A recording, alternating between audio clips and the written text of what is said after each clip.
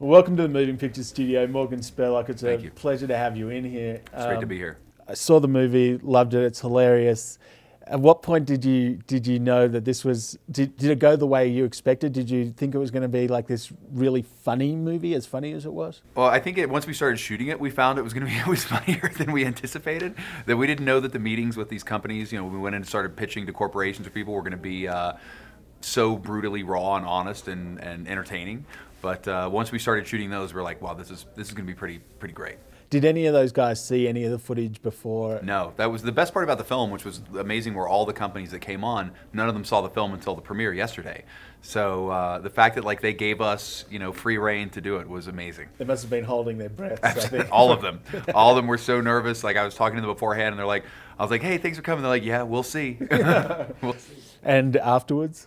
Afterwards, they were ecstatic. I think that we do poke a stick, a lot in the film, but at the same time, I think the fact that they were brave enough and kind of had the balls to come in and be a part of this film was awesome. What was the most surprising thing that you found happened during the course of filming? I mean, for me, I think the most surprising thing was once we started going out and getting brands. There were a couple things. One, when we started getting brands on board, once we got one, how much easier it became to get more. And what you realize is in business, nobody ever wants to be first and nobody ever wants to be last. Yeah. So that once we got one, which was Band Deodorant was the first sponsors. They are fantastically placed where they should be. Once they came on, it was incredible. Then we got Palm, then we got JetBlue, and it was just like a domino effect. Right. That was the real fun, interesting part of what got the movie actually paid for and made.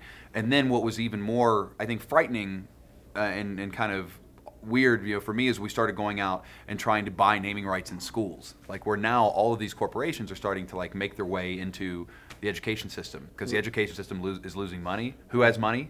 Companies. In terms of your product, I mean, obviously after Super Size Me, you had a certain reputation and went down a certain path, and a lot of notoriety that came with that film, and then you used it to also present and acquire or help out other films. Absolutely. As Morgan Spurlock presents. How important is that still as a part of your brand as who you are? Yeah, I mean, one of the things that once Super Size Me hit and we did our TV show 30 Days, and my video partner who put out 30 Days, or put out Super Size Me, and then he put out our box set for 30 Days and all these things, we said there's a real opportunity to help filmmakers. We're in a unique place to help them get their movies, seen by as many people as possible. In the last 4 years, we've distributed 9 movies, whether they've gone theatrically or to television or straight to DVD.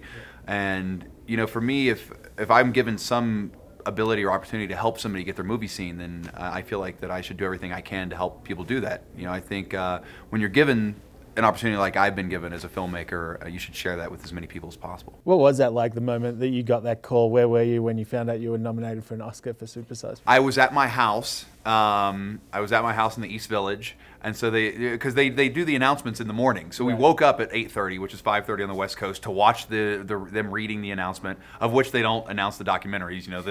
As the actors are up there reading the thing. So as soon as they're done, you're online, you're on the computer on the Oscar website, refresh, waiting for it to come up. And so then when it came up, it was ecstatic.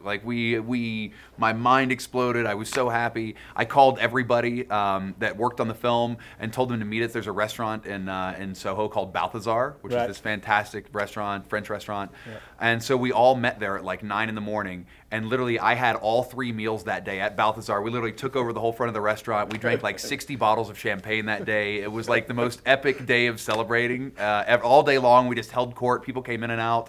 And finally, around 11 o'clock that night, I was like, I really need to go home. For a couple of reasons. One is because it was probably the budget of the film. Exactly. At that point, we had spent so much money that it was that we had to leave. Yeah. And the other that I had drank more champagne in that one day than I think I ever did in my life.